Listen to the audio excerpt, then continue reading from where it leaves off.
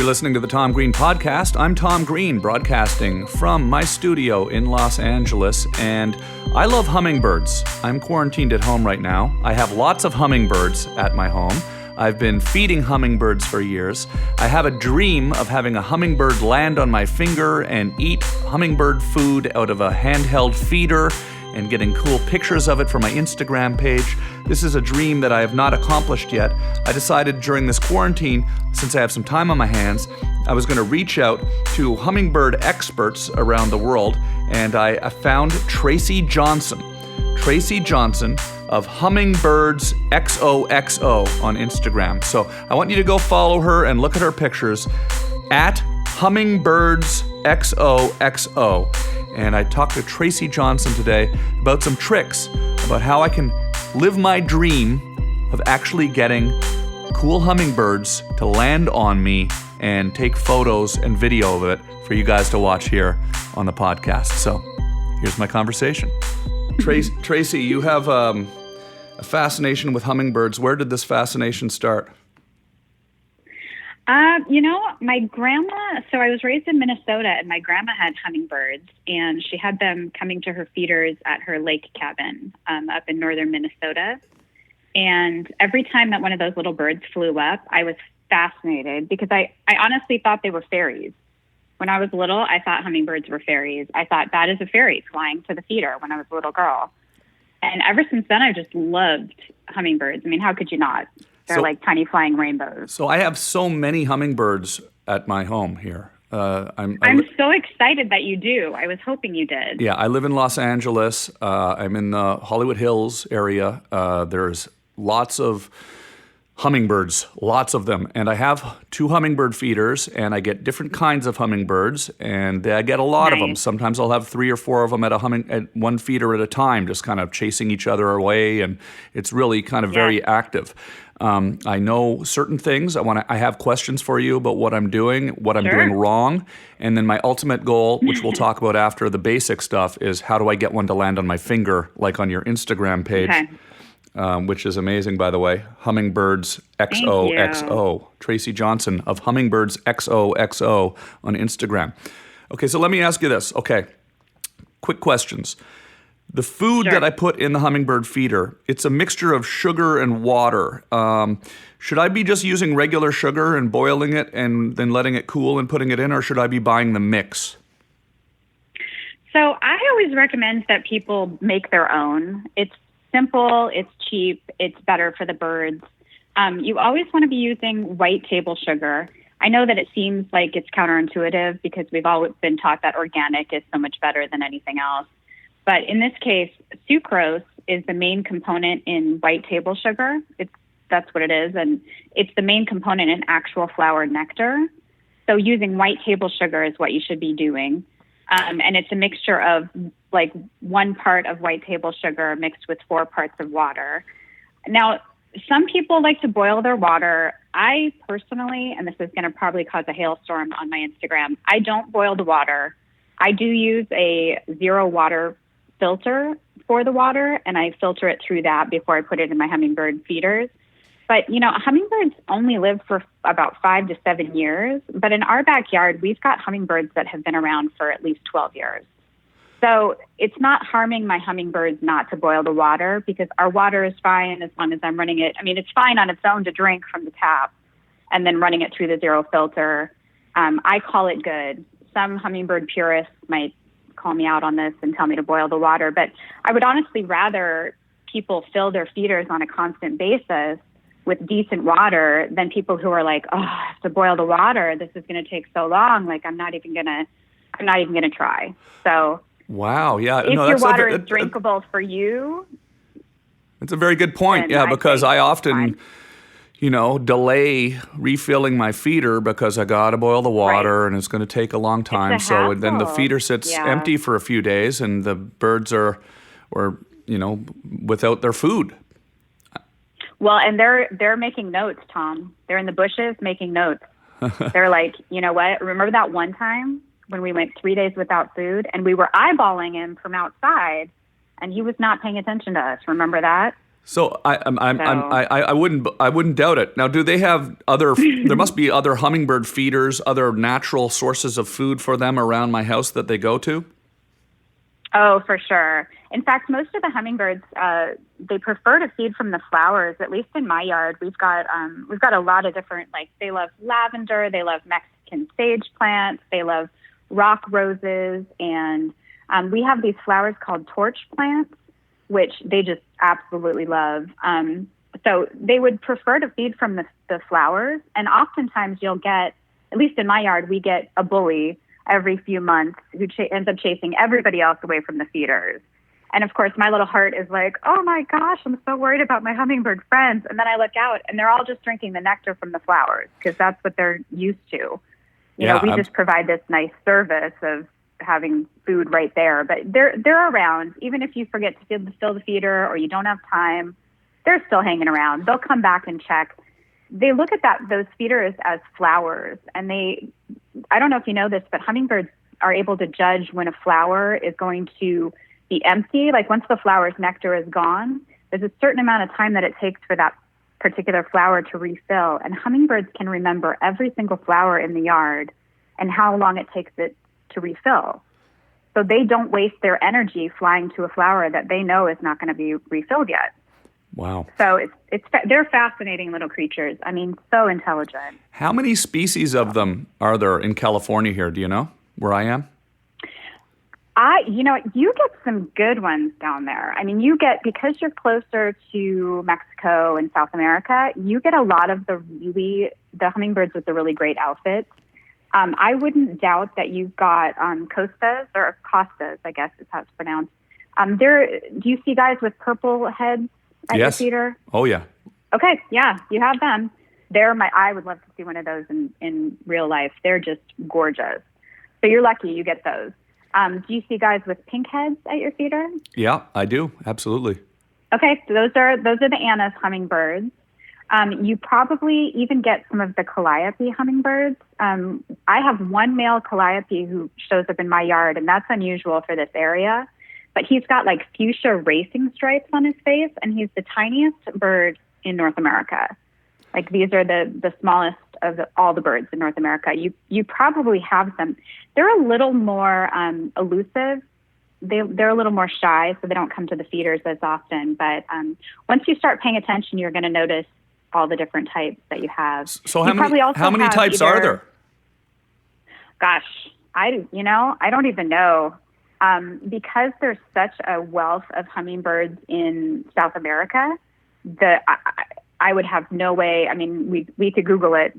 Yeah, because people think hummingbirds, they think, oh, it's one bird, but there's a lot of different kinds of hummingbirds. I've noticed this because of the amount of them. So many. So, okay, so I now know I don't necessarily have to boil the water, okay? So I won't boil the water. I don't need to buy the food.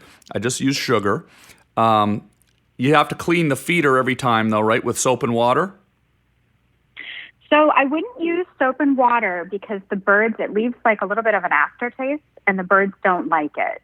Oh. So what I do is there's a couple choices you have. I use hot water and hydrogen peroxide. Okay. So I do like a mixture of like 5 to 1. The hydrogen peroxide is 1, and then 5 counts of water.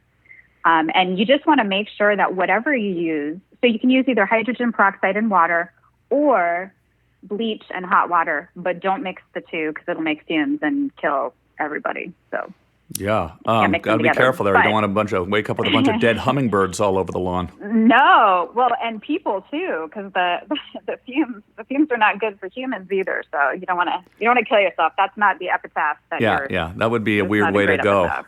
Hummingbird accident. A terrible way to go. Hummingbird accident.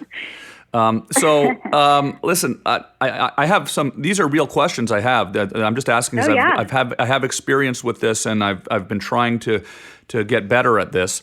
But my ultimate goal is really to get one to land on my finger, the way you see on your Instagram and other videos that I've watched online. How long does it take to get a hummingbird comfortable enough to actually land on your finger or eat out of your finger or out of your hand or get that close to you? And is there any tricks to that? Yes. it sort of varies from yard to yard. It depends kind of what's going on in the yard. If you've got any pets at all, that can discourage the birds from coming too close to you. But what I've learned, the way that I did it, was I just made a nuisance of myself with the birds. So every single evening, I would sit out in the backyard, and I pulled out this little wooden table and wooden chairs, and I would pull the large feeders down from where they're hanging up at my house, and I'll set them in front of me on the table. And then I'll set the little hand feeder on the table as well. And then I'll sit there with them for half an hour reading my Kindle or, just hanging out, watching the world go by. And eventually enough time went by, it didn't take very long for me because they're used to me being all up in their business just from doing photography with them. So getting them to hand feed only took about 2 days before they came in, and they're like, oh, sure, she's a tree, so she's fine. But that's the best way. There's kind of two pathways. You can go that way, which is you get your Disney princess badge at the end when you actually end up getting a hummingbird to choose you. So you set these feeders in front of you, you sit there, you put in the time, then you pick up that hand feeder, and then you sit there the next few nights with that hand feeder in your hand with the hummingbird feeders in front of you on the table, and you let them make a choice to come to you. Now, that's the Disney princess way. That's the way I recommend, because you don't get your Disney princess badge unless you do it that way. But there is a trick if you just can't wait, and I understand not wanting to wait because it's very exciting when they do land on your hands. What you can do is you can take the feeders and you can set them down on a table and cover them with a towel and sit beside the feeders that you would normally have on your table in front of you and hold the hand feeder. And when you're the only shop in town, you'll get one, brave hummingbird at least who will come up and feed from you. But like I said, so you get the hand feeder. Say that again, sorry?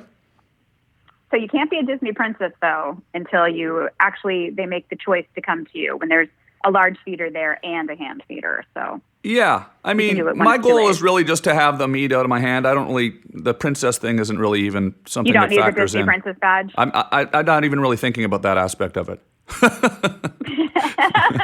Fantastic. Then Tom, this is going to be I just want to get some cool video too. I mean, is there a trick to doing photography, or do you shoot with your cell phone, or how do you get the best images of that? So, video, so it's two separate things, because for video, I just use my iPhone 10X, 10XS, I think it's called, or XS, or I don't know. Anyway, it's an iPhone, and you put it on, there's a slow-mo setting. So if you put it on the slow motion setting, then that slows down all the motion so much that you can actually see, the minutia of their world. They're always doing crazy stuff. So I would video on slow-mo if you have an iPhone or an iPad. And then the photography, I use a Nikon D610 camera with a zoom lens, a 150 to 600 zoom lens, and a tripod. I see. That's how you can get the most still in sharp in focus photos. And so you just kind of hold the hand feeder right in front of the lens type of thing. Yeah. You just set it. I just set my hand feeder on my knee and then, prop my phone with my other hand and just wait and hold my breath and hope they come. Is there a particular kind of hand feeder that I should be getting, and what's it called, and where do I get it on Amazon? So I would suggest there are a whole bunch of them out there, and what you were looking for is a closed top feeder so that the sugar water, because you don't want to. I've seen some videos on the internet where people are using, cups that have no top on them, and then the birds get covered in sugar water, and it's a terrible thing. So it's called the ones that I use that I found last the longest, because we live out in the country where there's a lot of sunshine, beating down on these feeders. They're called, the company is called Humfi, HUM-FI, and it's called the Humdrum feeder. Okay. And you can buy it. They have them on Etsy. I'm sure she's selling them probably on Amazon, but you can just go to humfi.com. And the lady who runs that company, I like supporting her too because she's a smaller business owner and she just has great products. There's all sorts of ones to choose from. But for you, I would get the Humdrum because it's got 3 feeding ports on it. And that is the one that they like to sit on your hands while they eat. The Humdrum. You hold that in your hand, and Humdrum. that's the hold one. Hold it in your hand. Is there a type of hanging feeder that works best, or are they all pretty much the same?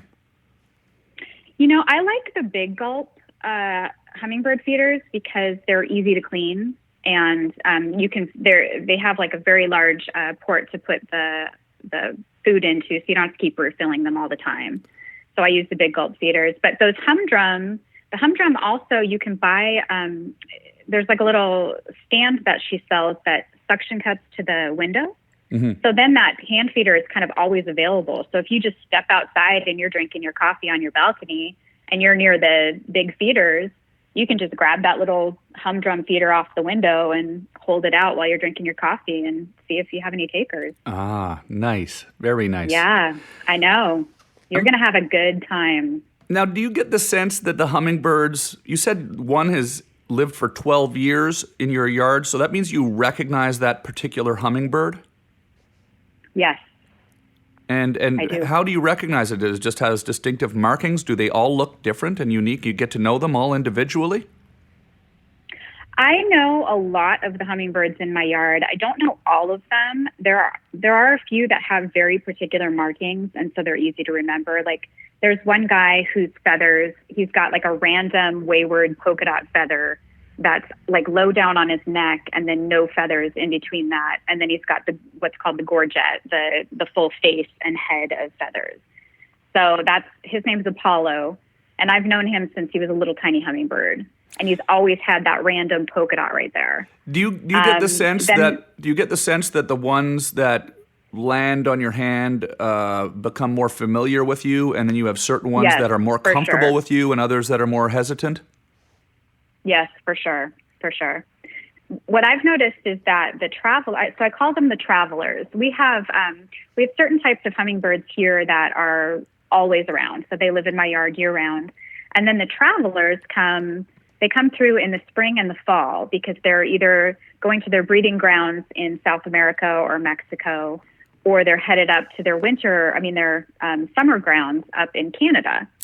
So those guys come through, and the travelers, they're like the rufous hummingbirds. Like you probably have some ginger, bright orange hummingbirds where you are. Okay. You're seeing a bright orange hummingbird. You probably do. I bet you'll notice them. I'm going to have to start paying more attention. I just have noticed that there's different ones. You're going to live on your balcony here soon. Yeah. You'll be like out there all the time. Yeah. Anyway, so the travelers, when they come through, they're a little more hesitant to come to me because they're like, I don't know about this. Like, I'll just go drink some flowers. But my resident hummingbirds, the ones that I know, the ones who I've named, they all just come up to me. So you're like, saying, nah, she's cool. Like street cred. You know? Certain breeds migrate and certain breeds just stay? Yes. Really? Interesting. Yeah. Wonder why. Yeah. It's all genetics, I think. It's all based in their DNA. Like some of them must have lived, back in the day, their ancestors came from South America, or, their moms had some random tryst in South America with a beautiful, handsome hummingbird, and their genes tell them you need to go back down there and party in the winter and party in the summer. I don't know. It's crazy. But you really do get the sense that certain hummingbirds become acclimated and used to you, and then do they just really kind of respond to you? Like you said, the Disney princess thing, like you walk outside, they come up to you and say hi and hover in front of you? Or are they? Oh, yeah. Really? Oh, yeah. Really? It's more of a demand for, excuse me, do you have any food with you? Yeah. Oh, you don't? I'm going to just go then. Yeah. We don't have anything further to discuss. Does that ever hurt your feelings? But it's still fascinating. I mean, sometimes. You ever hurt your feelings? It hurts your feelings, guys. like they come up to you and you don't have food and they leave, and you're like, hey, you don't want to just come say hi. You always want something. It's always about, take. I mean, there should be give and take, right? Yeah. I'm not just sugar water. Yeah. I have more to offer you guys. Yeah. Like I could annoy you with my camera again. Yeah. I could be that girl with the click, the click in the bushes. That's me. Like you don't want your picture taken? I don't understand. Is there must be a fairly big hummingbird community out there. I've been following you. I just started following you, but I've also been following Hummingbirds of Instagram USA. Is that a good one to follow? Oh. I'm going to have to check them out. I don't know them. Yeah, that's just the one that I found, and I've been following for a while, and then I just discovered you recently when we decided to do this interview. I'm excited about your page is great. You've got so many great photos on there. But is there a Thank you. Is there a big and your Instagram, by the way, I'll just say it to everyone again, is Hummingbirds XOXO. Hummingbirds XOXO, and we're talking to Tracy Johnson, and you're a hummingbird enthusiast expert. Professional hummingbird expert. Is there a large community of people that do this, or is this a very niche thing? I would say that you would be hard pressed to find anyone on the planet who does not like hummingbirds. And there is a great community on Instagram of fantastic photographers all over the Americas. Okay, so hummingbirds they only exist in the Americas. I don't know if you knew that, but it's fascinating to see how many people from overseas. So I've got a lot of people who are following me who are in the Netherlands or England or Russia or places like that, and they're fascinated because they've never seen these birds in real life. So there's a huge community on Instagram of fantastic photographers, and let's see, Humming Lovebirds. She's one to follow. The hummingbird photographer, the hummingbird whisperer. I mean, there's tons of great content. These women and these men are just making amazing content, hand feeding videos. It's a whole thing. So do you all communicate with each other and you become friendly online and you share ideas and photos and talk to each other, or is it kind of competitive? No, I would say that we're all friendly with each other. I'm actually really good friends with Emily from Humming Lovebirds. We play Words with Friends. She kicks my ass. Is ass okay to say on a podcast? Yeah, you can say whatever you want. I've said it already. Yep. Awesome. She kicks my ass on Words with Friends quite often, and she produces some amazing content. So no, first of all, I love the internet for this reason, but I love Instagram for how it has connected people. I mean, some of my very dearest friends I've met through Instagram, and I've never even met them online in real life. Now I have all these best friends all over the world, and it's just amazing. Such a great community. Well, I tell you, Tracy, I appreciate all the information because I wanted to talk to you, because I think it would be interesting for my audience to know about my fascination with hummingbirds. I'm here quarantined at home. I like photography. I'm going to start taking some video and photos of my hummingbirds and sharing it with my audience. But really, I really just genuinely wanted to pick your brain and find out what I'm doing wrong. And I figured I'd just go to an expert like yourself, and it's been very helpful. So thank you. Oh, you're welcome, and thank you so much for having me on. And let me know if you have any other questions.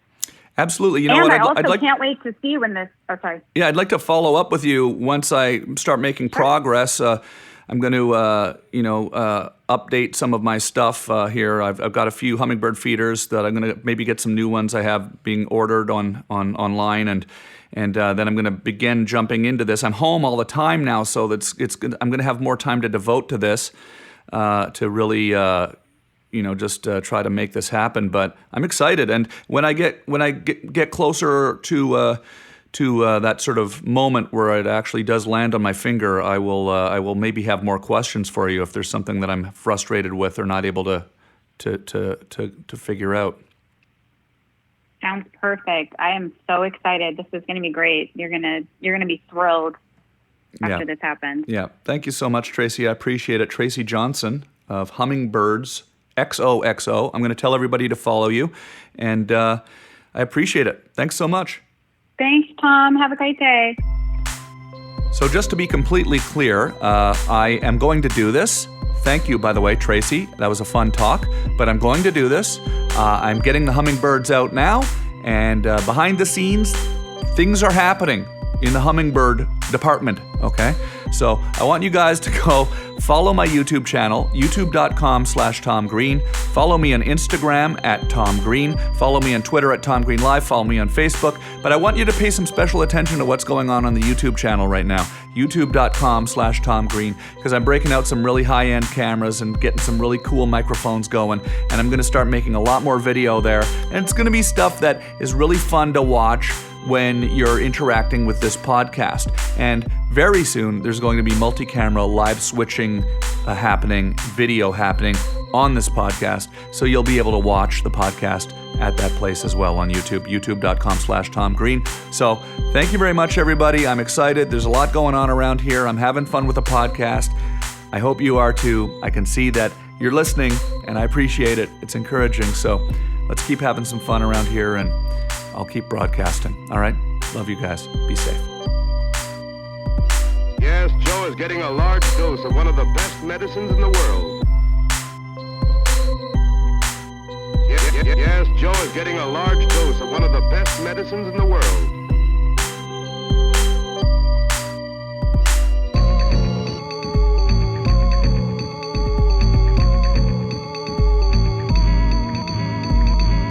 Joe is getting a large dose of Joe is getting a large dose of Joe is getting a large dose of one of the best medicines in the world. Joe is getting a large dose of Joe is getting a large dose of Joe is getting a large dose of one of the best medicines in the world. Joe is getting a large dose of Joe is getting a large dose of Joe is getting a large dose of one of the best medicines in the world. Joe is getting a large dose of one of the best medicines in the world.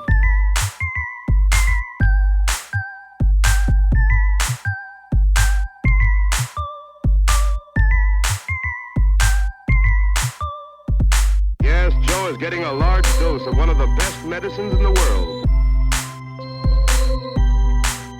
Yes, Joe is getting a large dose of one of the best medicines in the world. Yes, Joe is getting a large dose of one of the best medicines in the world. Yes, Joe is getting a large dose of one of the best medicines in the world.